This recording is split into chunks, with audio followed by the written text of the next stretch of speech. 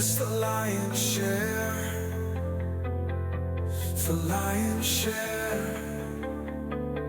It's the lion's share. Welcome back.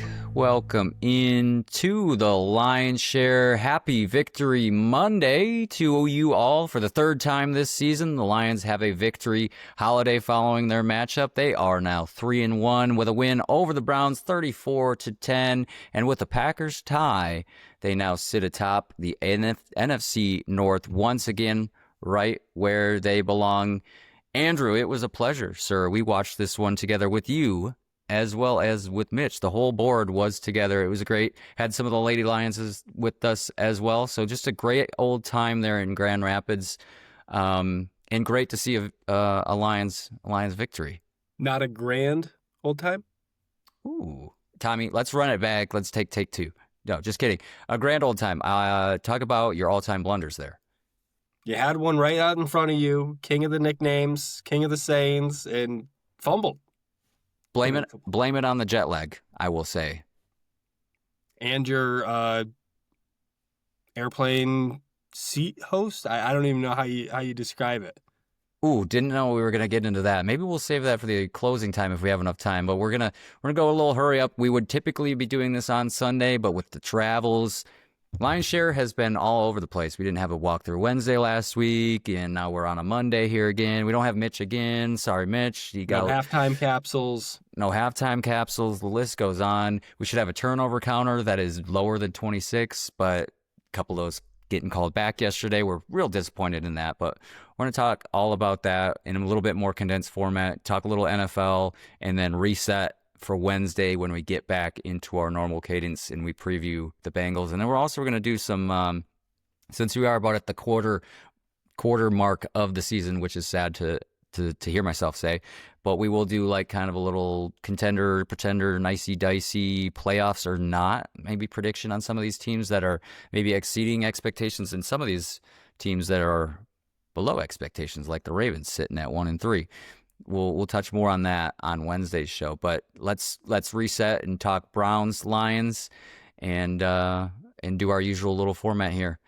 Yeah, Andrew, how does it feel to be seeing the Lions 3-1? I know Mitch and I both were expecting them to be probably 2-2 at this point, and who knows with the NFC North. I think with the Micah trade, we really were thinking the Packers with the roster that they had would be 4-0, if not 3-1. Here they are, 2-1-1 after a crazy tie in Sunday Night Football. How's it feel to see the Lions at 3-1? Are they is this meeting your expectations? Were you expecting them to be 3-1 after week 4? I don't know if we expected it. I don't think I expected it, but I will say, I expected the Ravens, I think, to be a little bit better here over the last couple of weeks, and I know you said you wanted to touch on it next week, but that win felt really good in the moment. After this week, it's feeling a little less good to me. It's funny how this season really shakes out, and once again, I'll quote Dan about how you really don't know who teams are until about week 4 or 5. And here we are kind of right in that zone. And now we're really figuring out which teams are for real. And I think even more so weeks 4 through 8 is where you really separate teams. If you're still struggling by week 8, your time is really ticking. We saw that with the Bengals last year. Bless Joe Burrow's heart. He kept saying like 7 of 8 or whatever it was that they had to do to make the playoffs was doable. And they almost did it, honestly. But by week 8, week 9, you really know which teams are setting themselves up for a playoff run and which teams are going to have to almost win out with the schedules that they have in front of them. So, yeah, it does kind of sour the win over the Ravens a little bit to see them struggling as much as they did, especially against the Chiefs, who haven't been super strong this year.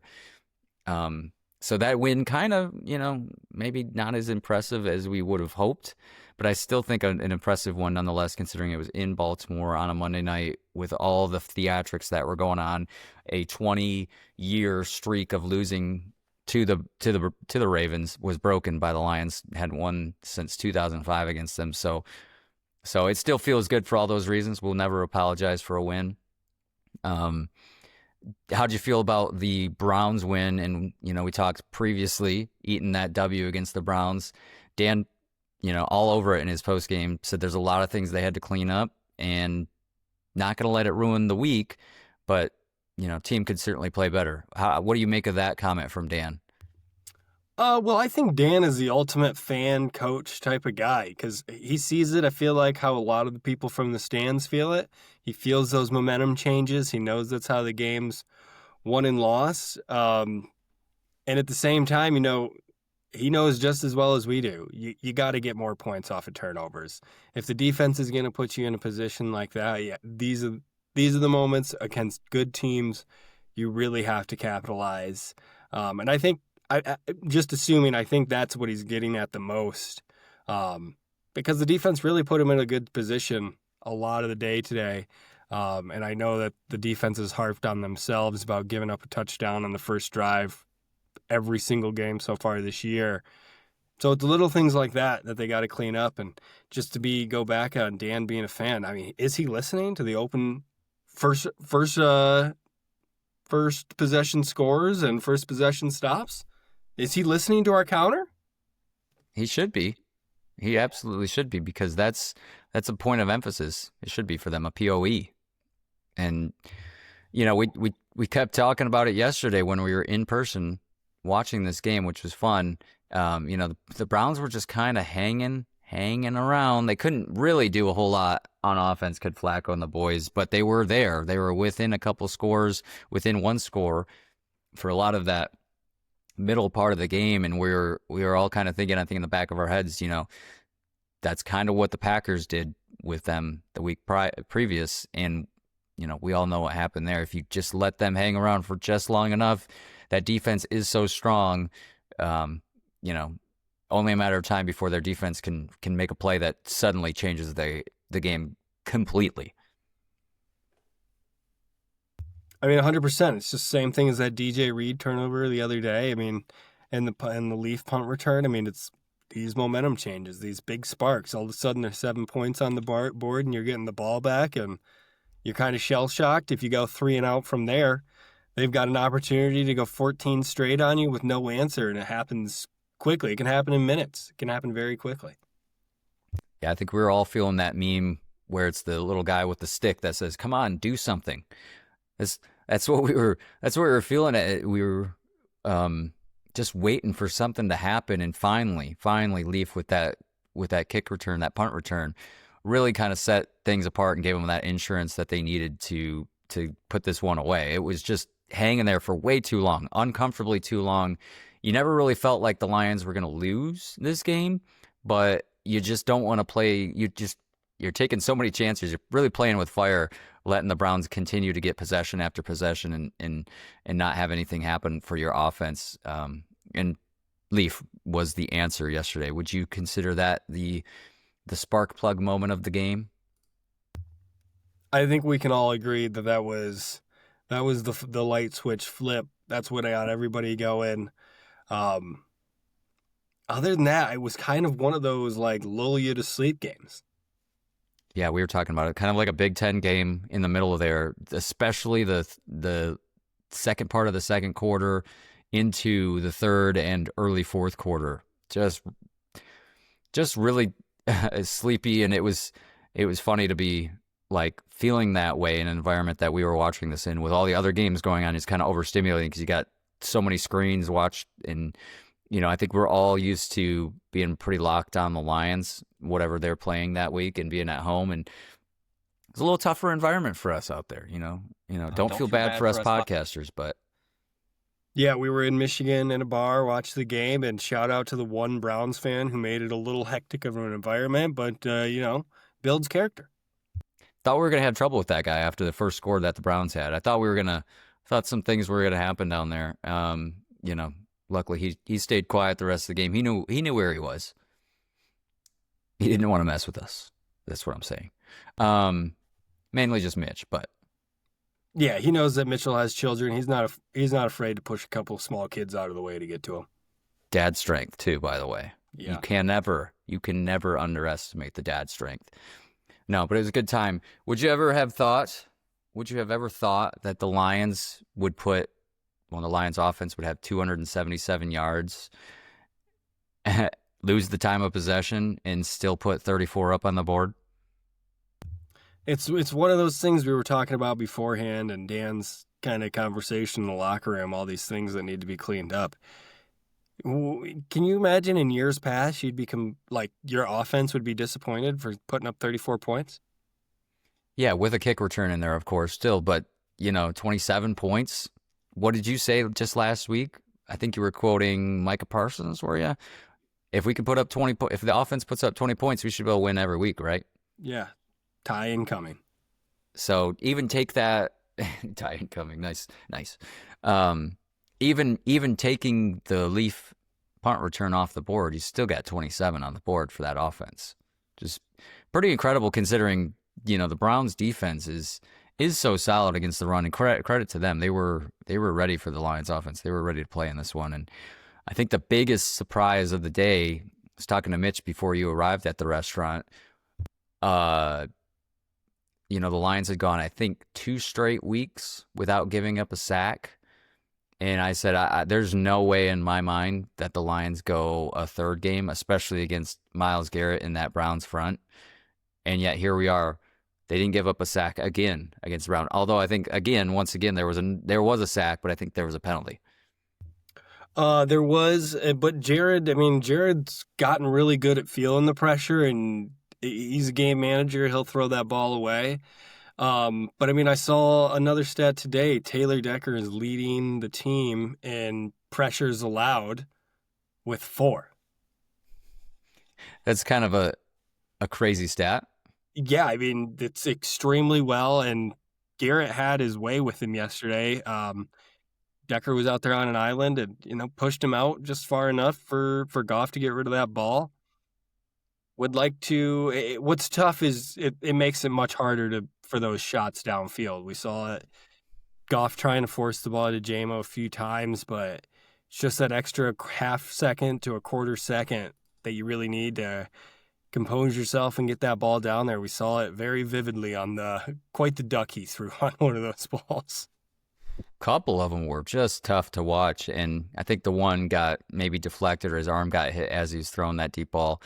But yeah, it was not a storybook day for Jared Goff, and to say the least. And he was feeling a lot of that pressure, even though they weren't getting home and getting sacks. There was a lot of pressure there, and not something he's always so used to with the front that he has, and the offense that they run is very friendly to him. So he's got it kind of made here in Detroit, as we know. But I was surprised. Another game. That's 3 straight games. I think the Lions PR team posted a stat about that. I believe that's the first time in history that the Detroit Lions franchise history that the Lions have gone 3 straight games without giving up a sack. For the first time in history, it's gonna start raining men. Hallelujah. It's raining W's in Detroit is what it's doing. 3 of 4, 3 in a row after that opening loss to Green Bay. And then they've got one more against the AFC North, which we'll preview on Wednesday with the Bengals. These 3 straight games, that's hard to say. 3 straight games against the AFC North. That's got to be a record too. Favorite moment. Did you have a favorite moment from this game, Andrew? Oh, well, we're gonna piggyback off that more like it, off the spark plug moment there. Leaf getting that smooch on the sidelines. I'm glad we were in a social setting for this one as well, because everybody in that crowd was eating it up. Ooh, look at Leaf getting smooches. Good for him. But honestly, though, good for him. Did we ever confirm? Is that his wife? Is that his girlfriend? Who is that? I did not do any investigative reporting. It was a lip kiss, though, the first time, so I hope so. Yes, wife. Julia is her name, by the way. Julia? Julia.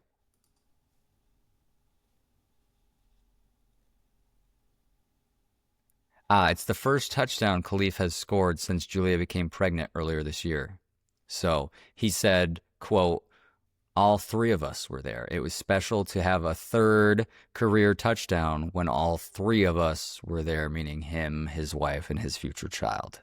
And getting so there you go. That's why it was so special. Yeah, and got the game ball to boot as well.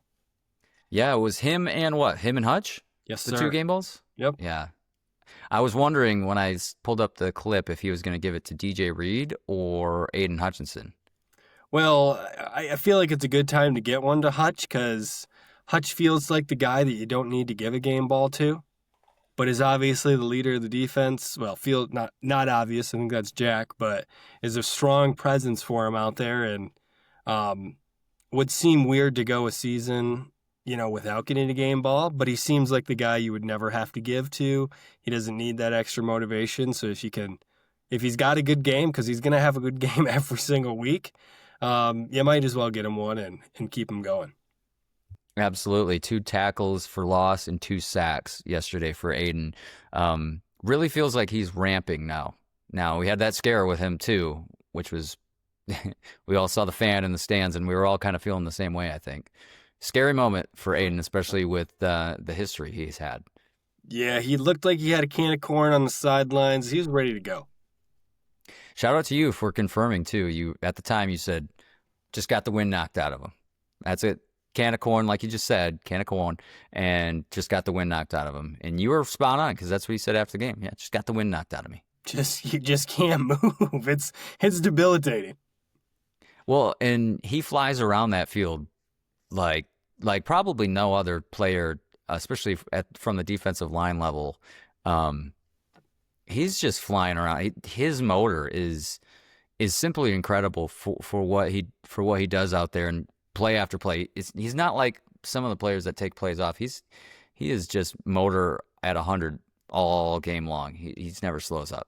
Yeah, So, I mean, you're reiterating Dan Campbell after the game too. He's, the sacks and all the pretty stuff that you see is great, but he's out there all the time. He stops the run as well. He's more than your just classic pin your ears back and get after him D end. He's an every down type of guy, and the Lions need him on the field nearly every down. absolutely, yeah, he does it all. He really does. He plays a lot of roles that you don't show up on the stat sheet too. He's helping out other guys, and it's just so important. It's just a completely different defense with him out there. The other sack came from Alex Anzalone, so that gave him 3, count them 3 on the day. And I was just telling you, Andrew, of course, we had the 7-sack game against the Ravens. That really bumps up the stats. But Lions, with 14 sacks on the year, puts them in first place, a tie with the Rams and one other team. So that's a great spot to see this defensive line, and that's right where you want them to be, right up there at the top. That's great to see. Did you give them our discussion sheet? Do they know that they had a lofty goal of 32 turnovers on the year as well? Because, I mean, they're getting after it in that department too. They sure did. We missed out on a couple that got called back on penalties. Once again, it seems like that's the story of this season for this defense. I think we need to come up with our own stat category where they would be. I think they'd be down at like 22 right now, honestly. I think it's that low. But realistically, in the real world, here we are, 26 to go. We are at 32 to start the season. For those keeping track at home, you shareholders, now we're down to 26 remaining with, what do we got, 13 games remaining? 2 a game, baby. Very attainable at this point. And I believe coming into this matchup, we needed like 2.2 a game. So they're bringing that average down. Now that we're just at a firm even 2. Let's keep bringing that. Let's challenge you, Lions defense, to bring that average down to 1.8 after the Bengals matchup. Ooh. We'll find out if they're really listening now. Shep, the boys, we hear you. Or you hear us, I guess. Shep seems like the one to consume all outside media too. Absolutely. Absolutely. What can we say about what he's done with this defense? And another guy I wanted to highlight too is Jack Campbell. Like, just gets it done, not any flash from him, always consistently. Just, we talked about him over the years. We've been expecting this from him, waiting for him to get to this level. And it seems like he's hit that level in the last probably season and a half-ish. Really brought it on this season, and the second half of last season really grew into that role. But my goodness, is he just a specimen out there and just goes to work, lunch pail kind of guy. Well, you hit the nail on the head too, because first year we were talking about he would make contact and get driven back. at least a few yards every time he was making contact with people, played as a true rookie. He is continuously improved year after year. It seems like game after game at this point. And honestly, I feel like that challenge then has to now get put on Tate Ratledge. He needs to be that guy that, you're doing fine. You're doing just fine how you're doing. Year after year, we need to see continual improvements like Jack Campbell on the offensive side, because yeah, you're right. Jack Campbell has completely earned his spot, especially with what linebackers are getting paid. Found a gem in the first round. Absolutely. Can't go wrong with the Iowa Hawkeyes. They love their linebackers and their tight ends. They're real strong in that area. So, but you're right. Tate, yeah, I love what you said about that. You're starting to see the baby steps from him, and obviously he's been asked to play a big role right out the gate, which is hard for anybody, let alone an offensive lineman who's jumping into a system that he's not familiar with, and he's bounced around positions at the start of training camp. Thought maybe he was going to be the center, that goes to Glasgow, and he's there at guard, and so we'll see. Maybe next season he's asked to play a bigger role and plays over at center. We don't know. We don't know what happens there. But if he's asked to go to that center position, you expect him to really take that leap forward in the next season and a half, probably. Similarly, I put him on that same track. Jack Campbell took to about second, third year to really turn it on and has never looked back. And I would love to see that same on the other side of the ball with Tate. That'd be great. Speaking Tate and great. Yeah, there I go again. Jet lag or not, we're here. The defense, Andrew, you think they can continue on this trajectory with the turnovers if we're going to have DJ Reed probably out for, I don't know what Dan's exact quote was, but it's going to be a while, but not season ending. So we're kind of in that middle ground. I know we talked off air about the potential for him to go to IR, and they haven't fully decided that yet. If he does, that's a minimum of 4 games, but it's probably in that range, is what Dan said. So you think this defense is still set up for success without DJ Reed out there at the cornerback CB1 position? Maybe not long term, right? But I think in the interim, I think they can definitely get by without him. And Meek is really stepping up. TA, we're still not sure what's going on with him. I'm assuming re-aggravated the groin. I don't know if you've heard anything else. But I think a lot of the pressure gets then put on the line. Back to Aiden Hutchinson. Get these strip sacks. Don't let the quarterbacks get comfortable. Flush them out of the pocket. That type of deal. So I think they can succeed in the interim. And if you listen to Jack Campbell after the game, he was talking about how when DJ Reed went out, he wasn't worried in the slightest. I forget who he mentioned.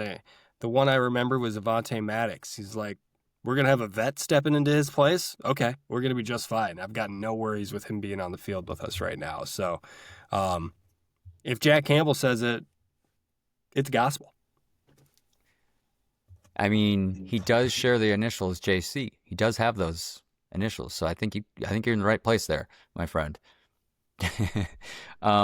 As for Arnold, it was a shoulder surgery, a shoulder injury, not the groin. And it sounds like at this point we're going to have a Lions defense without TA, without Reed, for sure without Reed next week against the Bengals. TA is probably out as well. It sounds like he will certainly miss the Bengals game, but then be back following that matchup. So it will be a cornerback room without CB1 and CB2, who some might argue that CB2 is not TA, but on the depth chart, that was where he was. Well, the even worse part about it is Lions historically have not done great against backup quarterbacks, and Jake Browning coming into town, at least he's been on the roster and he's been playing for a couple weeks. Usually if it's a pregame, hey, we're going with a backup, it's not really in the Lions' favor, but maybe with some prior film and experience, we can change that as well. Yeah, you're absolutely right. Man, would it be a scary matchup that we'd be talking about with the Bengals if Burrow was in? Burrow and Chase with 2 cornerbacks out, 2 of the certainly one who would have played a big role against Jamar Chase with DJ Reed. But man, that would have been potential for record-setting day for the Bengals. And the Lions offense may have had to put up 45 plus to win that game against the Bengals. So luckily, like you said, Browning is in the game. And I think, at this point, no, I'm not going to say it. Not going to say it. No, not going to say it. But all that to say, I'm glad Joe Burrow's not marching out there next week with the Bengals, and Jamar Chase is still probably, we just talked about it last week about how I felt so good about the Lions defense against wide receivers who historically had just 200 plus 150-yard games against the Lions consistently. And I think I'll go out on a limb. I think Jamar Chase might have a week next week, but the Lions will still get some turnovers on defense because of those other levels of the defense. That's the glory of this defense now, with positional groups so strong at other positions. I think you're right, Andrew. I think they can take on some of that workload and help out their secondary. Yeah, and I think that's kind of what they've put all their eggs into, even before the season, right? Pressure. It's got to happen. That's just going to help everybody. Al-Qadim, going to need you this week. Muhammad, had his sort of breakout game against the Ravens. A little quieter was he yesterday, and not just a little bit quieter, like remarkably quieter. But that's okay. You kind of expect that from a guy like him.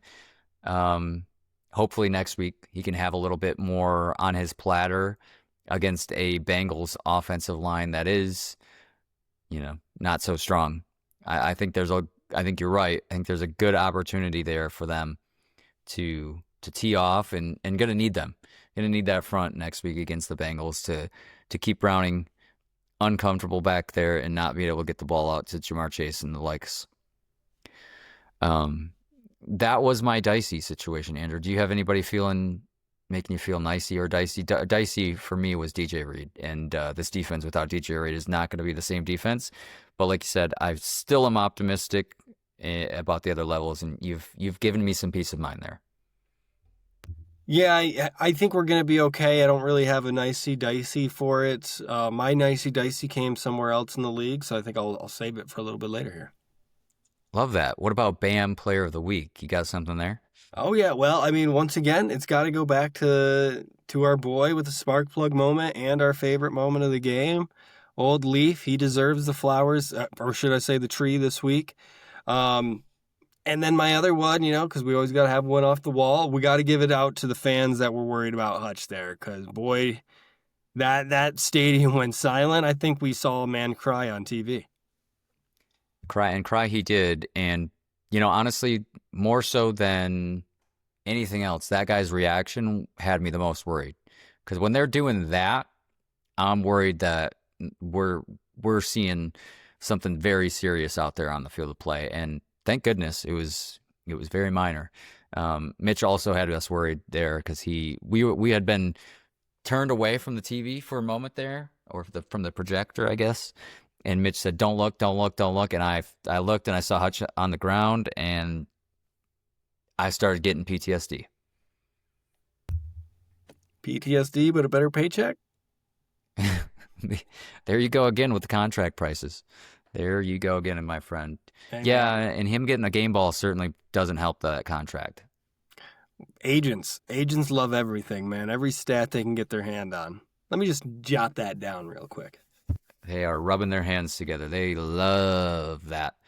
I'm going to give my B for the BAM Player of the Week. I'm going to give it to DJ Reed. Love your pick with Leaf. I think he'd be my close second. I'd like to give it to DJ Reed for what he's done all season, but also what he did yesterday. Just an incredible INT there for him. And, get well soon. DJ Reed, we need you. Shareholders, you want to vote down below in the poll on Spotify, or comment on Spotify, or comment on YouTube, because you can also watch on YouTube, watch on Spotify video, subscribe, like, rate us 5 stars, review us, all that good stuff. It really helps us out. Follow, all those, any buttons that you can click on our profile or wherever you consume our content, it really helps us out if you just click all those buttons. And, if you want to get on your your wife's account, your girlfriend's account, your kid's account, and do it over there as well, gladly, we'll take those. The S stands for shareholders, by the way, in the BAMs. Player of the week. Last thing, Andrew, anything else you got it from this Lions game? I think all in all, a decent win, 34-10. That's what you got to do in this league, is you got to win these matchups against these lesser teams. They got the W. Could have been cleaner, but a W nonetheless. Yeah, I don't think I like that's it. It's the same thing with what Dan said. This was a win's a win. We're not going to be mad about it. We won't apologize for anything, but we can be better, and they know they can be better, which is also kind of like relieving to hear. As you heard Saint talk, is he was a little disappointed in the performance as well, and just build that chip for the next game. Keep getting better every week. When are we rolling into the bye week here? So I'm glad you brought that up. We'll talk more on that on Wednesday, just because now that we're about to approach week 5 in the NFL, we are now officially into bye weeks. So that means next week, one of those teams is the Green Bay Packers, who may so desperately need that bye. But you know what I love about that is we know from the Lions' previous seasons, those early byes, you might as well not even have those bye weeks. When you got a week 5 bye is just a poor draw. And so I like that for the Lions' chances in the NFC North with Packers team getting a bye in week 5. That's good. But Lions week 8 is their bye week. So right in the middle, you couldn't ask for a better bye. All right. So you got to put the hard hat on for another month here before a break. Absolutely. And a good target for you fans out there on injury watch for some of the guys who were waiting to return. DJ Reed probably right around the bye week at this point. Maybe we see him go to IR. Of course, Aleem, I think you'd target him for around the bye week. With some of those guys probably ready week 6, week 7, they might just wait until the bye is over with, depending on what team needs are and matchups and things like that. So I think, and Paschal, I think you put in that category as well. I think you see a lot of guys return week 9. Yeah, Paschal's such a weird one too, because do we even know his true injury? Yeah, of course we do. It's oh, and another name to throw out there. Rodrigo. What is it? Miles Taylor, the lineman from LSU that they drafted. He's Frazier. right there. Is it Miles Frazier? Miles Frazier. Where the heck did I get Taylor? He's right around the bye week as well. So, just some depth. Obviously won't be playing with the offensive line that they have out there, but it would be great depth to have another one back there, so especially Miles Frazier, because of his versatility, where he can play, like we highlighted back in the draft. I think he played center, guard, and tackle, or maybe not center, but guard, tackle, and both sides. Like, has just everywhere at LSU. So his versatility is going to be his biggest upside, at least from the get-go. We have any secondary coming back. We sure don't, but don't worry. They got Khalil Dorsey. Remember him? He's great on special teams, but not so strong against some of the starting wide receivers. But obviously they've got Amik and Rock. We're rocking with Rock there. Those will be the two cornerbacks, and then behind him, Khalil Dorsey, who's decent. But thank goodness we don't have. Man, who's the name that is escaping me that we saw out there so many times in the last 2 seasons because the secondary was banged up? Mr. Off the Helmet in the 49ers game. It's not Unaware, is it?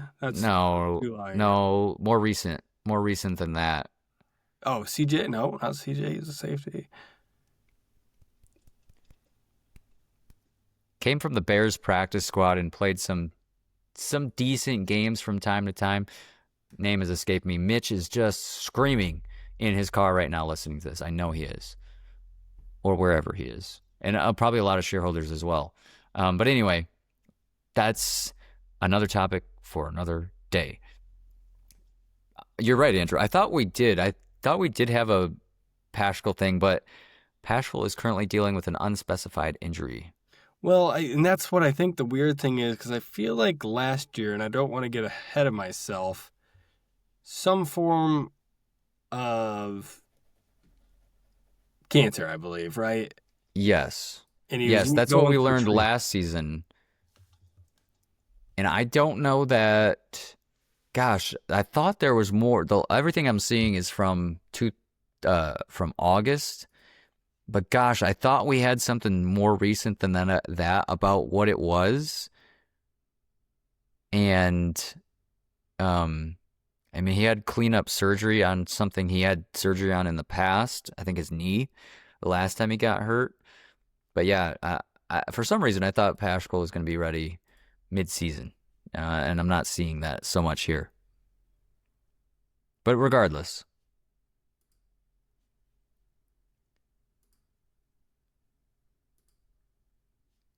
Brad might be practice squad hunting. he might be. He probably is. I probably would venture to guess that we'll see some moves this week, probably Wednesday-ish, about guys they might elevate from the practice squad or bring over, like you said, from other practice squads. The other thing I wanted to highlight is the Lions sit fourth in turnover differential, +4, tied with the Eagles, who are also +4, and the Jaguars, surprisingly for some folks maybe out there, +9, leading the league, ahead of the Lions in the top 3 spots, Jags, Steelers, Bears in the turnover margin. And only two teams with, no, it's actually 3 teams with 1 turnover. The Eagles have 1, the Bills have 1, and the Chiefs only have 1 turnover, or giveaways, I should say. You got the giveaways and you got your takeaways. The Browns, the lowest turnover differential at -6.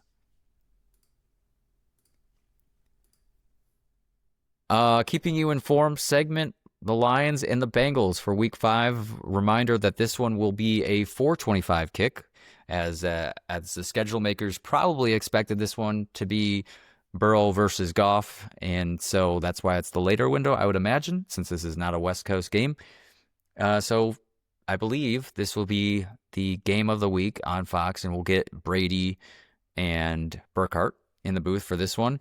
We'll know that officially when we do walk through Wednesday, but that is the Keeping You Informed segment. Shall we go to NFL talk before we close out the show, Andrew? I believe so. But before we do you think this is going to be our first sighting of the Blue Silvers? I think this is a good spot for it, right? I think we can go non-blueberries, non-all whites. I think so. Although 25 window, Mufasa was calling for it. He wants to see him again. I think this might be the week we get the blue tops, silver bottoms. I would love to see it. It'll be on the road in Cincinnati, so it'll depend on what the Bengals come out in. Of course, they have a couple options. I thought it was too, but it's not. It's in Natty. It's in Natty, so maybe we'll get the white and silvers, the white and blues, perhaps. I think you're right. White and blues instead. Trying to look up the opening line for this game. Any guesses on what the Lions are favored by here against the Bengals on the road? I'm going to say 4.5. I'm assuming it's a close one.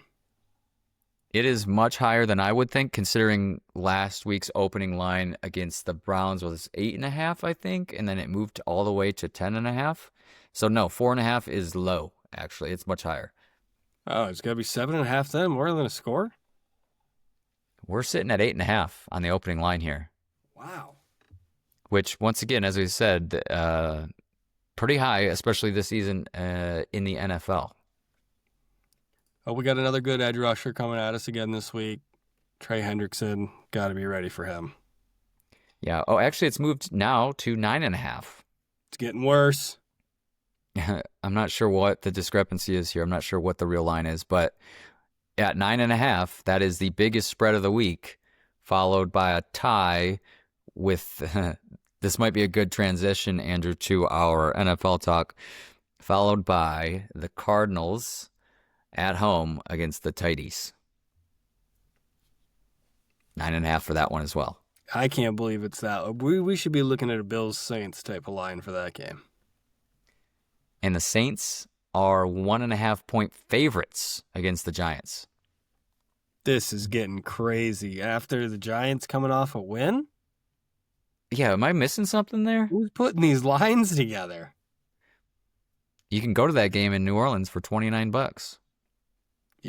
I think I could find better things to do. Like going to the Cardinals-Titans game for 21? Or buying $29 worth of beads. Or lotto tickets. Yeah. Better luck in the lotto department. You got a bigger return on your investment, that's for sure. Let's talk NFL. And so speaking of the Tighties, Andrew, you got the Saints cap on. Shout out to those watching on YouTube or Spotify video.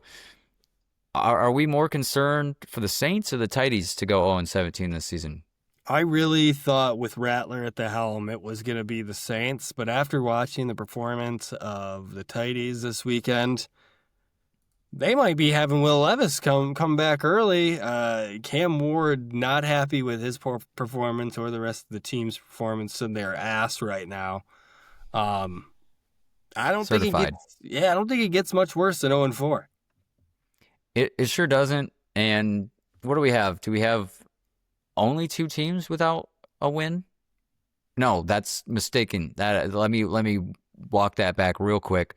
Of course, we've got the double Monday night matchup tonight. So we will have an additional 0-4 team between the Dolphins and the Jets because they're about to kick off here in an hour. Yep. Exactly 1 hour. The Jets 0-3, the Dolphins 0-3. One of those teams assumably will have a win, although with a tie last night in Sunday Night Football, perhaps not. Maybe we'll have a tie between these 2 teams and we'll have two more winless teams. And I'm going to say this is probably going to be AG's first coach win. You think they got the Dolphins here tonight? I think the Dolphins are bad.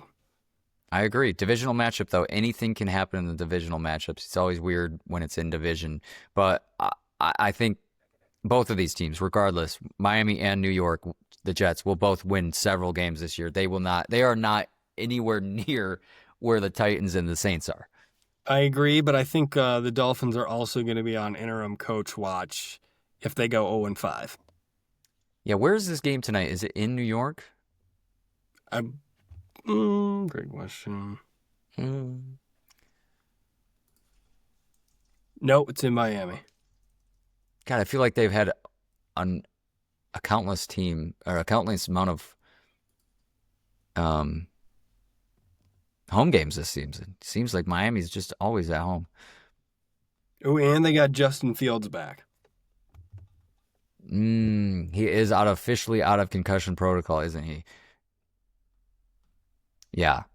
So with the win yesterday, Giants are no longer winless, and no longer are winless are the Texans. So that brings us down to the Jets, Dolphins, as it stands right now. Jets, Dolphins, Tighties, and Saints. And so we'll be down to 3 tonight. But yeah, I'm looking at the Titans schedule right now. The Titans have failed to score above 20 points this season. Yesterday got shut out to the Texans 26-0. Haven't been close in any game besides the opener against the Broncos, 20-12. And I mean, the Titans really don't have a tough schedule. Oh, here you go, Andrew. This is great podcast content. The Titans and the Saints play week 17. So that game, could we potentially be talking about the Saints and Tighties matching up 0-16 versus 0-16? Or no, sorry, 0-15 versus 0-15. So you're saying both these teams can't go 0-17? Correct, unless that's not mathematically possible. They could tie, which would mean they would go 0-16-1. Both of them could. That's the only potential for both of them to not have a win. Don't see that happening. I'm sure both teams will be just absolutely fighting for it if it does come down to the December 28th matchup in Week 17, where they're both 0-15. Well, that'll be a fun counter to watch, right? Like watching this happen. The only thing bad about that is the longer this goes on for these two teams, the more the Lions 0-16 season will be brought up in the national media, which sucks. Yep. What do you think they start bringing that up for? It's the guy with the bag on his head every single time. Always 0-16 every time. That will be the picture everywhere. Everywhere. When do you think they start bringing that up? Like week 10 or 11, when it gets to double digits? If they get to 0-10, is that when you think they bring it up? I'm thinking a month and a half into the season. You're not winning the game by then. You got to be on watch. All right, so a month and a half into the season, that's next month and a half. So like middle October near Halloween. Yeah, that's a great point. If you're going into Halloween without a win, yikes. I like that. So at that It's getting point, spooky, if you know what I'm saying. ooh, nice slip in there. Um, Man, but the Titans really don't have a tough schedule. They got the Cardinals, the Raiders. That's a potential one, maybe against the Raiders, and then the Pats, the Colts, Chargers, the Texans, The Raiders the at least look Hawks. like they have fight in them most of the time.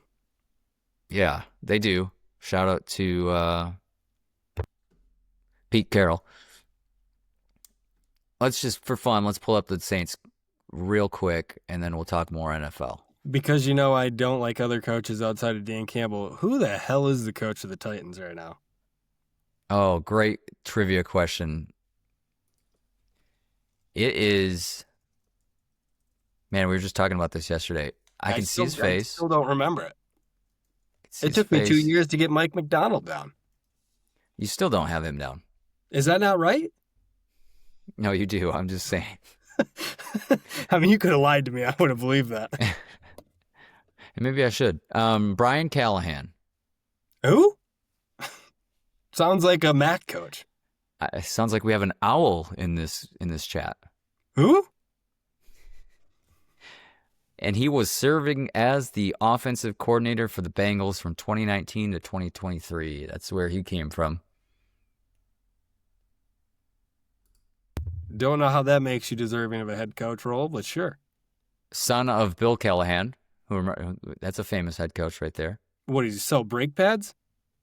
That's a local brake check. Bill Callahan, famous. I don't know that Bill was ever a head coach, but Tommy? Yeah, Tommy boy. Tommy Callahan? That's what we're going to call this guy? Sure. Arthur Smith was always Matt Smith to you. I mean, I'm not going to remember. That guy got a mustache and thinks he can just blend in. And he has, and Aaron Rodgers has let him know that. All right, what else do we got on the NFL talk? I'm just looking at the Saints schedule right now. The Saints have scored 21 points once, so they've got one more point on the season. Do they over the or their average is slightly higher than the Titans with that 1 point. You want to talk about your boy, Andrew, with Lamar Jackson? What's going on with him? You tell me, man. They were down 17 points, and he came out of the game. It looked like he voluntarily pulled himself from that game, too, which was crazy. But, all that being said, fire up. It's Cooper Rush season, baby. Are we rushing? Are we rushing? Is that what's happening? Oh, we're rushing hard. So at what point, I didn't see this game was in the travels at this point between the Ravens and the Chiefs. At what point did Cooper Rush come in? I forget what point in the game, but it was only 17 points. I want to say third quarter. Like, they were not out of the game. I could tell you what, if he was on a Dan Campbell team, he'd be on the first plane home. He's out of there. He's out of there. But I today I did hear, it might have been a hamstring. But I never saw it happen. And so it's hard to say. It didn't look like he was injured on the sidelines. There was nobody kind of stretching him out, looking at anything. It looked like they just wanted Cooper Rush to go sling something around, be a real game manager out there. Feels like the old phantom hamstring. It's one of those that you can always kind of go to, right? I've had enough of this crap today. Yeah. I'm seeing here Lamar Jackson, status unclear for week 5 due to hamstring injury, but I gotta believe he's playing. He playing. DJ Reed with his hamstring, though, that's a serious one. That is not a phantom hamstring. That's the real deal. Same with Neighbors. Oh my God. Even ACL, Aceel Terry. Oh my goodness. Yeah, Malik Neighbors. Maybe that's why the Saints are favored because Dart Jackson Dart was diming to Neighbors and feeding him all day long, and now they think maybe Neighbors is the binky for Dart, and without his binky, the Giants go bye bye. I can tell you he's got a much bigger binky in Cam Scatterbo. Just hand the ball off to that guy. Right?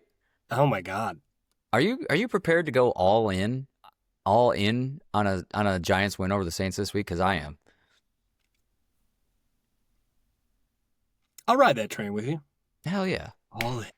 Hell yeah. I sure hope when we get the wacky wheel, I mean the pigskin spin back for Wednesday's episode, I sure hope that one of us gets Saints Giants. Anything can happen. It's not really the color matchup we're looking for. I'm really hoping we fall on the color matchup wheel this week. Ooh, is that a suggestion to add to the wheel? Oh yes, please do. Let's send a line to Tommy then. Yo, Tommy. Just yell really loud. It might go through my headphones and he might hear it.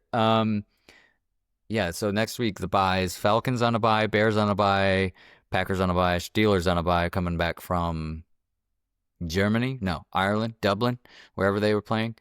What's a good color matchup next week? Maybe Chiefs, Jaguars. Jags are always a contender for color matchup. Broncos, Eagles. Who'd you say the Cards are playing? The Tighties. We get reds and light blues. I'm not mad at that. Maybe the Bucks go with the. This is about the point in the season where we see the Bucks go with the creamsicles. Well, they already had their alternate cream, so they didn't go the full cream. They went letters cream. Boy, they did, didn't they? Oof, I might get myself a Baker Mayfield in one of those because that guy's a gamer. Tried to do everything he could against the Eagles, didn't he? Except throw an interception at the end of the game. He had two INTs yesterday, or 3? Hey, we don't look that deep into the stats, okay? Because right where Cooper DeJean had one, but that one hit the ground, so I think it would have been 3. Yeah, they probably would have got more yards if he wasn't stepping over people taunting them either. Back-to-back plays, I think that did happen. And isn't it funny, Andrew? We were just talking about. You're like, did we have the Super Bowl performer yet? And we are like, I can't recall. And then, sure enough, last night during Sunday Night Football, I'm like kind of in and out of consciousness on the plane, and I see something on the screen, and I'm like, is this a commercial? I thought it was a commercial at first. I mean, I guess it basically is a commercial, but I'm like, I think that's Bad Bunny. And then I saw the Apple Music whatever halftime show logo come up, and I was like, oh well, there you go. I think that was the announcement. Bad Bunny, Super Bowl whatever, 50, 60, what are we on? 61. I'm just gonna let you know something embarrassing here. I have no idea who Bad Bunny is. Just assumed it was a female. It doesn't look like it. No, Bad Bunny, Mr. Puerto Rico himself, is not a female. I'm out of touch with the music game. I'm sorry. I think you'll like Bad Bunny. Okay, can we get a little sample? Maybe for Wednesday. Okay, I like it. Come a little more prepared. I like it. Yeah.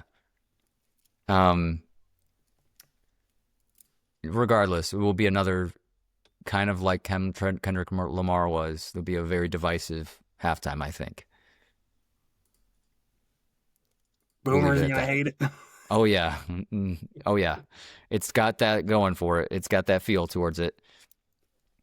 Boy, anything else from week 4 in the NFL? Do we say the Lions won? Shoot. Probably should have led the show with that. Yeah, the Lions won. Lions won. Big week. Packers lost. I mean, didn't win. Cowboys. What? Didn't win. Jerry Jones looks terrible. Vikings didn't win. Bears, they won. Point out. Boo.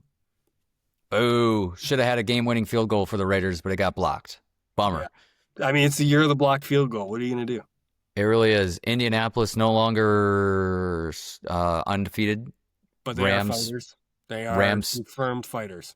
Rams are really good. Puka Texans are Nakua not also can't stop taunting people. addicted to it, but they're still winning. Chargers might be in trouble. Lost to the Giants, lost Joe Alt, right? Lost Joe Alt, great. I'm glad you brought that up. We're in trouble. Jim Harbaugh, Somebody's you're in got it trouble. better than them this week. A few people. Bills still good. Can't cover them. Commanders need Jaden Daniels back. But Dan Quinn didn't get bullied on the sidelines, so there's that. That's a win. And then 2 Monday night matchups, which are not stellar. Like we said, Jets, Dolphins. What's that? Kyler Murray still sucks. Kyler Murray still sucks. Can't win games against the division opponents. Seattle won that one in Thursday night primetime. Bengals Broncos to close things out tonight. 7:15 East Central, 8:15 Eastern. For anybody who Jets. cares, we need a 40-point performance out of Bo Nix this evening. Let's go, Bo. I'll be rooting for you. I'll be rooting for Bo. You and the Bo Leavers will be out tonight against the Bengals. They're 7.5-point favorites in that one, so you might get your odds. You might just sneak one out. Monday night's the crazy night that things like that and happen in fantasy football. We need it, man. I think you should go to bed before that one ends and let fate take it away. Nah. I know you got to catch up on some sleep after staying up for the Sunday night matchup. My goodness. Oh, man, I thought that game was never going to end. And then it technically didn't. We still don't know who won that game. It could be still going on in Dallas if they were up. If it were up to Jerry Jones, that game would still be going on, no doubt. Well, the best part was Chris Collinsworth was up in the booth just absolutely complimenting the league on how much better of a overtime platform this is. I mean, was really leaning into it. And then we ended with a tie, which was just incredible. And nobody likes ties. This ain't soccer. So, but that's hilarious. The irony there from Collinsworth that's great. That's great. All right, well, we are going to close the chapter. That is week 4 as we finish it out with 2 Monday night matchups tonight. By the time you're probably listening to this, week 4 is in the books. We'll be back on Wednesday, back in our normal cadence. We'll be back Wednesday and then Sunday following the Bengals matchup. We'll look for that preview on Wednesday against for the Lions in week 5. Thank you, shareholders, for being out there. Become a shareholder today if you aren't already. What the heck are you doing? Watch us on YouTube, like, follow, rate, review, subscribe. Spotify, Apple, YouTube, TikTok, Instagram, whatever. We'll be back on Wednesday. Until then, let's go Lions into week 5. Meow.